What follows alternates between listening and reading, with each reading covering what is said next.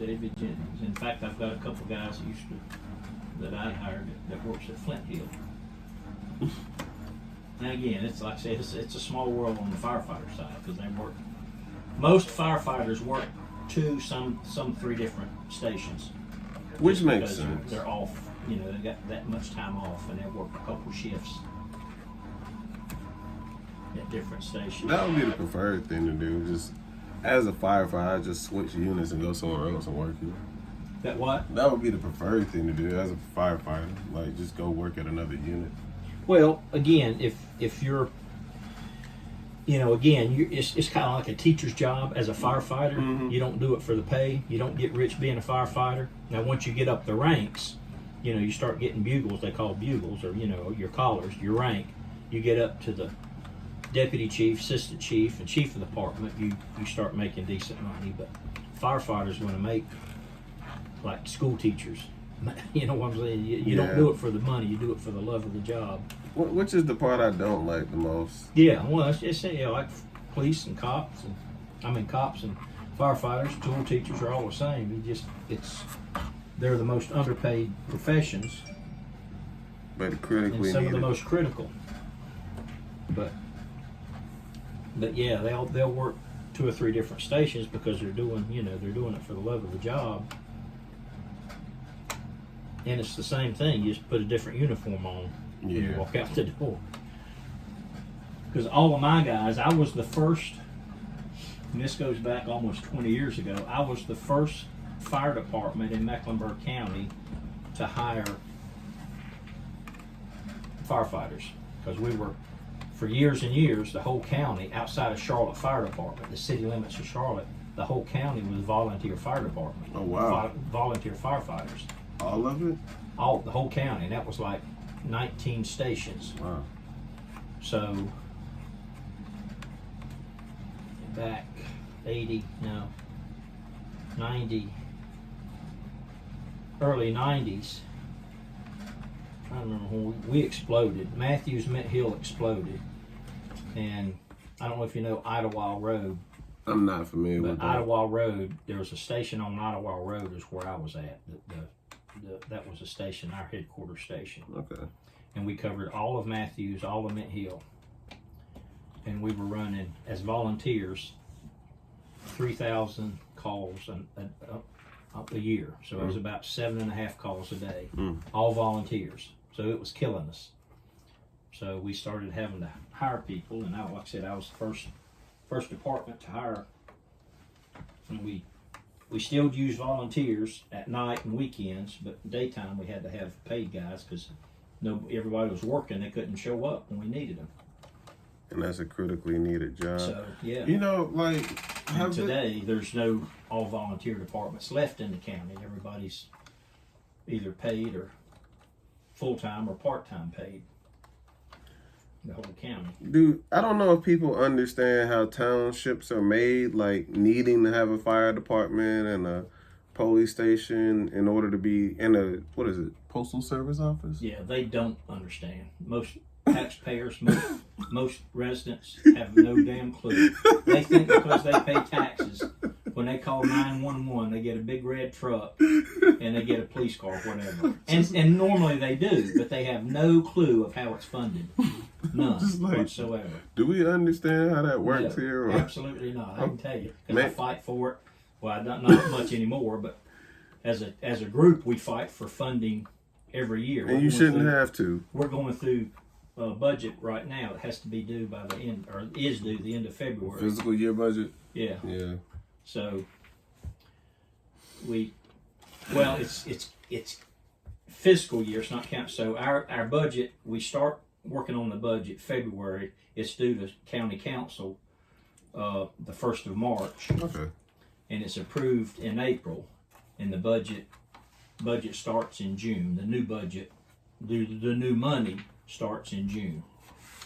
So our budget year runs June to July, or the end of June to July 1st. Well, if that makes sense. I want you to understand that I don't feel like people should complain about what they don't know.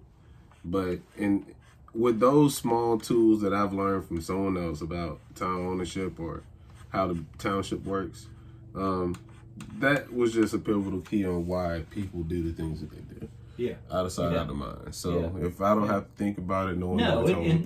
and honestly, you shouldn't have to wake up thinking about, well, how is my fire department funded, or how, you should know that. And again, the big, great state of Mecklenburg County, the largest county in the state of North Carolina, Mm-hmm. you do not have to fund the fire department. You do not have to.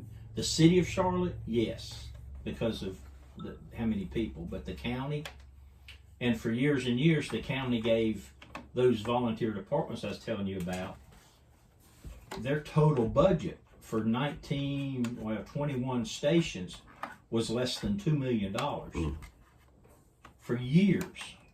And I remember putting money out of our pockets to buy gas for some of the fire trucks back in the day, because again, that's what you had to do. You didn't have a service. That's why the local volunteer fire departments were made up of local people. They'd leave their jobs to go fight the fire. And today's, you don't do that today. You leave your job today, you're fired. Right. And then again, people don't live in the community they work in. They commute, so they're not even in the same community in most cases. So it's changed a lot, but again, most people don't know that. Your tax money doesn't necessarily pay for fire and police. Now, the town of Mint Hill just recently, 12 years ago, I guess. I mean, that's just formed recently. their own police department. They never had a police department. The county, Charlotte-Mecklenburg, under contract, covered Mint Hill. Pineville several years ago never had it. Now they've got their own police department. So when Mint Hill started their police department, they were dispatched out of Pineville. So you call 911 in Mint Hill, Pineville answers the phone. Which could possibly take you another 30 And then, minutes. through the radios, they dispatched Mint Hill because Mint Hill couldn't afford dispatchers. So, and let's see now, Huntersville, Davidson, Mint Hill, Matthews, all of them have fire department and police departments in town. There's 6 towns outside of Charlotte that in the county.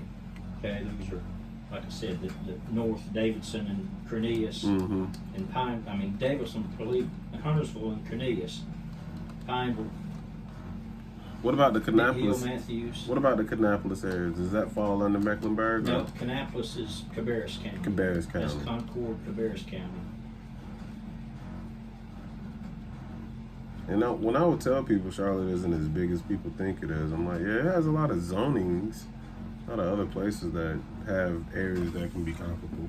Yeah, well, Metro Charlotte is like 1.2 million, I guess now, 1.3 million. Somewhere in there. That's Metro Charlotte. Charlotte City's 700,000, I think, if I remember right. Almost finished with these two. And for instance, Matthews, and how fire departments are rated is square miles and population, how many people. So in Matthews, there's 30,000 people. In Mint Hill, there's 14,000 people. Well, Mint Hill But is the area, yeah, the Mint Hill's square in the miles is backwards. Twice as much square miles in Mint Hill than in Matthews, because all the farms and acreage is in Mint Hill. Very few large farms or large acres are in Matthews. It's all been consumed by Charlotte or and that's what's gonna happen to Mint Hill too. It's already growing. well, it to a point. It can't, it can't grow any further because it on the backside of Mint Hill is Cabarrus County and Union County and Stanley County. Those 3 counties come together. So it can't grow any further, nor can any of those towns come in and take it. So Charlotte has a little bit of area out Albemarle Road I'm familiar that with that they road. can take from Mint Hill, but Mint Hill's basically got everything, and Charlotte can't come into a town. They can come into an unincorporated area, but they can't come into town limits. So Pineville, all those cities, those 6 towns are pretty much locked in. Okay. What's called the ETJ, the Extraterritorial Authority, or Jurisdiction Authority, is anything outside of those 6 towns. Did they show you guys grids of these things? Steel Creek, you know, you heard that area, the I'm Steel familiar Creek with it. area, West Mecklenburg area. Yep. Those are unincorporated that kind of open for Charlotte to take over eventually.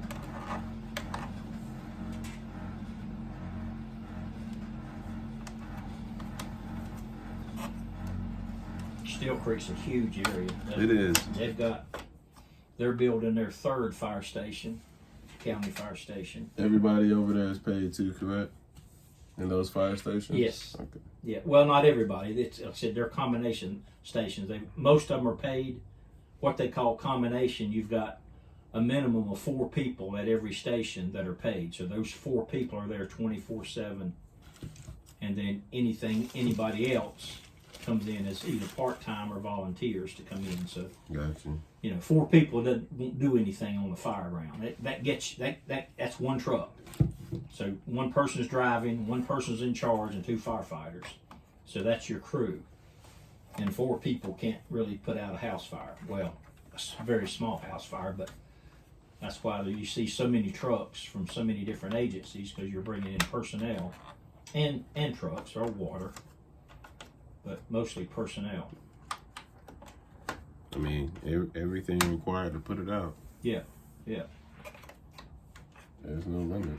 And most of, like I said, the biggest thing is personnel. We've got equipment. I mean, every department's got good equipment, but it's the personnel and how many people it takes to run that equipment. So that's why we rely on other companies, or what's called mutual aid, to come in and help out. And that's automatic. Like I said, when you call 911 and you report a fire, that first call is kind of, well, is it really a fire? That happens all. And then when you get a second, third, like at these apartments, you get multiple calls, several people calling. Then you know it's a working fire. So you go ahead and dispatch 5 or 6 or 7 different agencies, because it's the span of control, as we call it. You've got a multi-family units, so several people in buildings. So our first line of defense is safety. So you got to get the people out first, then you fight the fire. Then you start fighting the fire. But the foremost is rescue. Getting everybody out. Get everybody out. And if you've got enough help, you do that simultaneously. You start rescuing people and fighting the fire at the same time. But if it's just limited people when you first arrive, you're knocking on doors, helping people out. Hopefully you're not on the balcony trying to jump or whatever. But yeah, it's rules of engagement. I get it. All right. That's another one. So pull that up, that bottom, see that little bottom tab? That's got to pull up. Well, I mean, it goes in straight, but that pulls up and then that clicks there. That clicks in.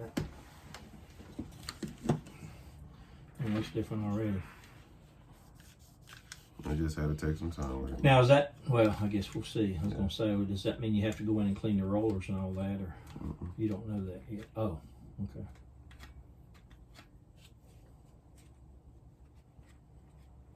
It just said this part.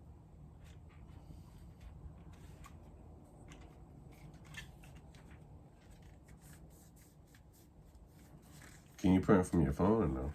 No. No. I guess I could. That is, while I'm thinking about it, is that maybe something you can look at? If I could print wireless or from that way I don't have to keep, it had that little switch there, which is a pain in the tail. I mean, if I could print from one printer, one of my computers wireless.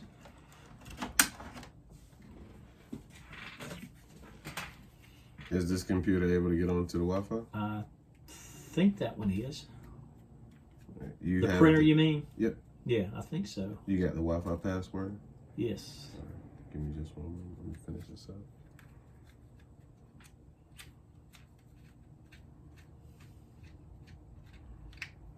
Because before I moved here, they were, I'm pretty sure that one was. I want to say it was, because I know that Canon one that we just deleted was.